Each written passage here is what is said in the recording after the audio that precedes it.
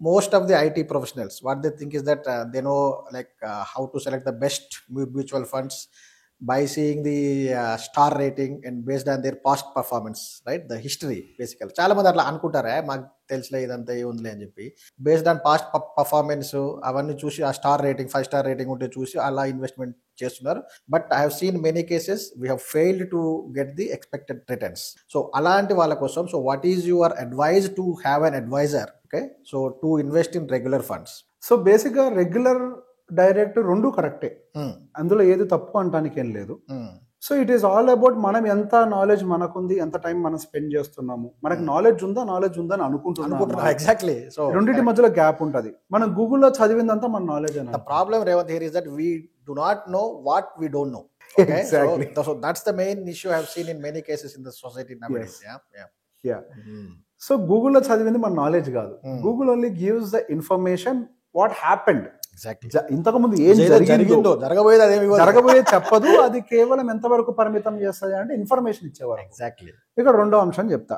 నిజంగా మార్కెట్ లో ఏదైతే ఒరిజినల్ రీసెర్చ్ పేపర్ ఉంటుందో అది మీ చేతికి దొరుకుతుంది అనుకుంటున్నారా? దొరకదు. ఇంపాసిబుల్. 100%. ఏం పిచ్చోళ్ళ, కొన్ని 100 కోట్లు ఖర్చు పెట్టి రీసెర్చ్ చేసే వాళ్ళందరూ మీకు బయటికి ఇన్ఫర్మేషన్ రానిస్తారా?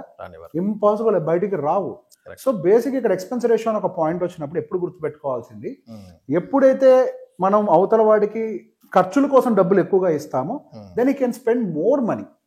ఎక్స్పెన్స్ రేషియోని కన్సిడర్ చేయొద్దు అని అనట్లేదు, it's a last subject. In between అసలు మన ఇన్వెస్ట్మెంట్స్ కరెక్ట్గా ఉన్నాయో చెక్ చేయాలి కదా. ఎక్స్పెన్స్ రేషియోకి భయపడి గనక మనం జస్ట్ దాన్ని అవాయిడ్ చేయడానికి ట్రై చేస్తే you don't even out perform the bench mark. Obviously. Bad fund లో సెలెక్ట్ చేసి ఇరుక్కున్నాం అనుకోండి, ద గేమ్ ఈజ్ ఓవర్. కొంతమంది చెప్తారు 5 funds కి మించి పెట్టద్దు అని. 5 funds కి మించి పెట్టని వాళ్ళ పోర్ట్ఫోలియో కోట్లు సంపాదించినట్టుగా రుజువు ఉందా? Any proof? లేదు. అవన్నీ జస్ట్ ఏదో మాటలు అంతే. నేను ఎన్ని సెలెక్ట్ చేస్తా? 10 తక్కువ ఉండవు నా దాంట్లో. పోర్ట్ఫోలియో కన్స్ట్రక్షన్ 10 తక్కువ ఉండవు. ఇక్కడ బేసిక్ గా మనం ఎన్ని ఫండ్స్ సెలెక్ట్ చేస్తున్నాం అనేది కాదు. మ్యూచువల్ ఫండ్ అనేది ఒక బ్యూటిఫుల్ సబ్జెక్ట్. మనకి మ్యూచువల్ ఫండ్ చాలా ఎవాల్వ్ అయ్యి ఎంతెంత పర్సంటేజ్ ఏ సెక్టర్ లో కావాలో అట్లా తీసుకోవడానికి వెసులుబాటుని కల్పించింది. కరెక్ట్. ఒక్కొక్క ఫండ్ లో కొన్ని స్టాక్స్ ఉంటాయి. ఇందులో ఉన్న స్టాక్స్ అందులో ఉండకపోవచ్చు, అందులో ఉన్న ఇంకో దాంట్లో ఉండకపోవచ్చు. మనకి ఏవి కావాలో చూసుకొని ఒక పోర్ట్ఫోలియో తయారు చేసుకోవాలి, ద కాంబినేషన్. సో బేసిక్ ఈ వర్క్ అంతా చేసేటప్పుడు ఎక్స్పెన్సెస్ ఉంటాయి.